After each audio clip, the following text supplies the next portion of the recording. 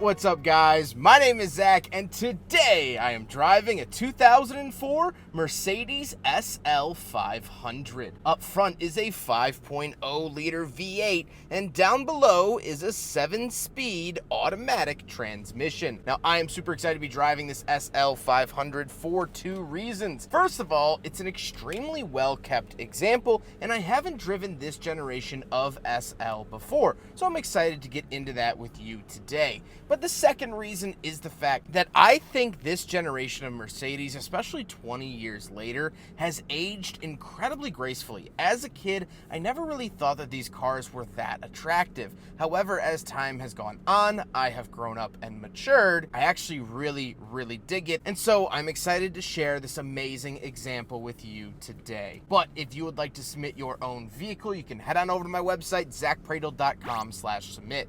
It's a quick and easy submission form. It takes under a minute to fill out, and I come out to you. But let's get back to that 5-liter V8 under the hood. Well, it is known as the M113 engine from Mercedes that they used in a bunch of different products throughout many different eras. Mercedes had some pretty good luck with this engine. It made good enough power and was reliable enough for them to keep using it for years and years and years, and people didn't complain because it was good. I also have a slight kinship with this engine. 113 is my lucky number, and so I'm always excited to drive another one. Like I said, paired to it is a 7-speed automatic, and I've always praised Mercedes for getting on the 7-speed game early. They've been using 7 speeds for longer than almost any other company, or at least higher than 6-speed automatics, and I really like that. It's shifting nice and smooth, it's directing the power of that V8 very well, and I don't have any qualms about it. Last but not least, of course, the SL500 is rear-wheel drive.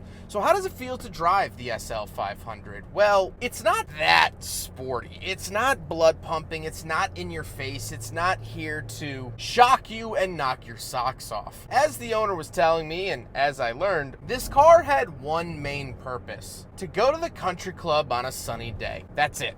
That's all this car was built to do. And now, is it comfy on the highway? Yeah. Is it nice to take out on a back road? Sure. But when a car is built for such a specific purpose, it's hard to navigate away from that in the driving feel. And so, driving it around town, it's a little lazy. It's a little posh. But that's what it was meant to be, and so it does that very well.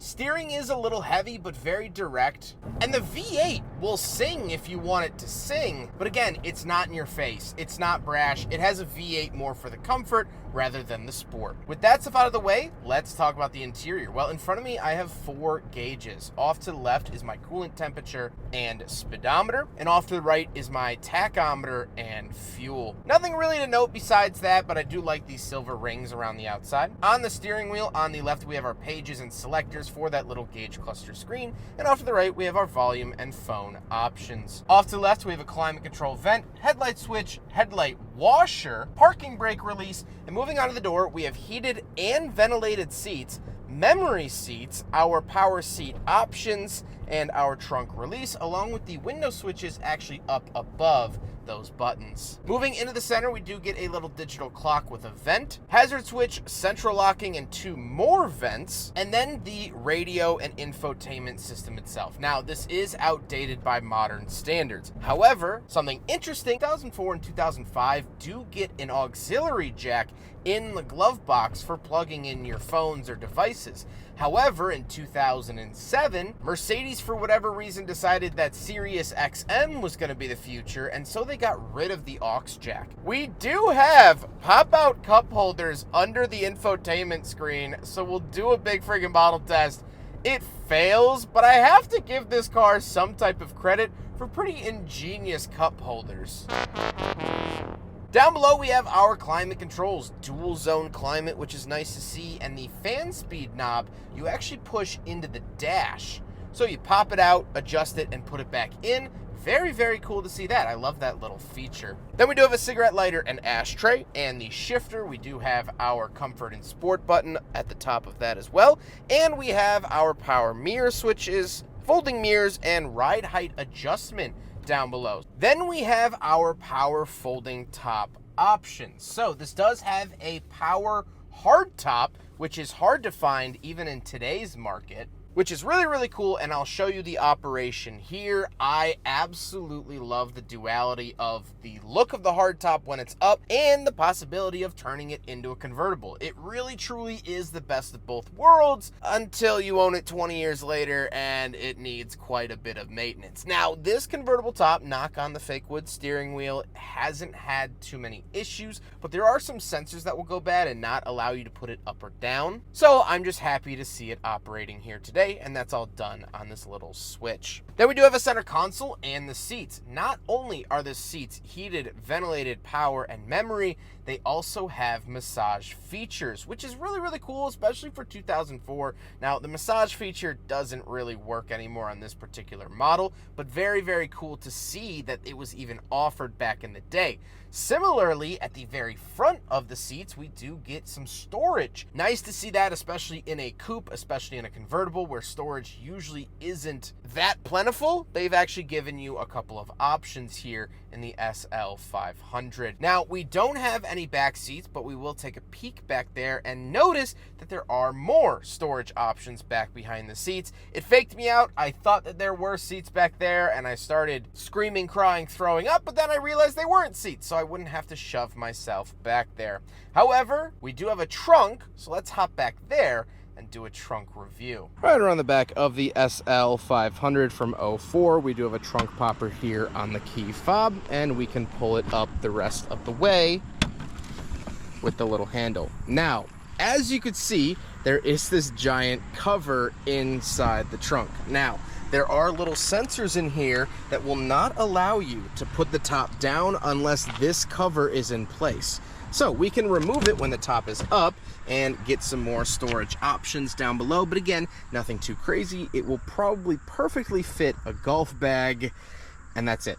So not too much craziness going on. However, we do have some interesting buttons here, and there is a battery underneath the floor along with under the hood. So the SL500 actually has two batteries. The battery in the trunk will run the auxiliary stuff like the power top, lights, things like that. And the battery under the hood is just for starting the car. So two battery setup here in the SL500, which I think is incredibly cool. Now we gotta talk about the looks, and I really truly love the look of the SL500 from 2004. I think it aged incredibly gracefully, and I think it's a good looking car. Like I said, at the time, I didn't think Mercedes was producing that handsome of cars, but in retrospect, given what the modern luxury German manufacturers are producing, I think this is really good. It has almost a simplicity to it, almost a familiarity that I absolutely love. And I think it works well as a convertible. I think it works well as a hardtop. It's just really, really good in my opinion, and that's half the reason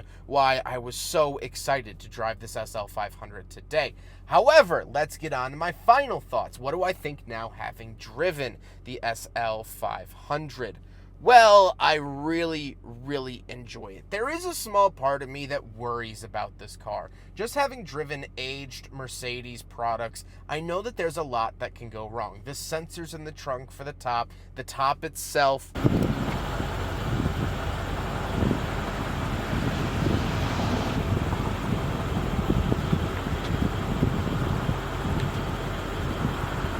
The buttons aren't of the highest quality. This is really starting to become sort of the plasticky era. So you kind of mind your P's and Q's when driving this car, at least for me personally. That's what I've been doing here today, and it's been fine. I think the biggest thing that I keep thinking about is this era of Mercedes, because to me, it almost feels a little bit like a lost era. It's not nearly as iconic as they were in the 80s and 90s with the big boxy W123s and the 190Es that I've driven. But this also isn't an AMG product, and so I feel like they sometimes get breezed over by the masses. Similarly, it's also not very sporty. If you want a really heart-pumping car from this era, this isn't quite the one that I would go with. But if you do want a comfortable cruiser with that power hardtop, this is a great option because it has it. Power hardtops, not easy to come by, and I think it does it really, really well. This was also the Daimler-Chrysler era. There were parts sharing going on between Chrysler and Mercedes. And I really think that this car just goes to show you that that merger was never, ever equal parts either side. I think Chrysler got shafted a little bit. They got a warmed over SLK, and Mercedes kept all of this goodness to itself.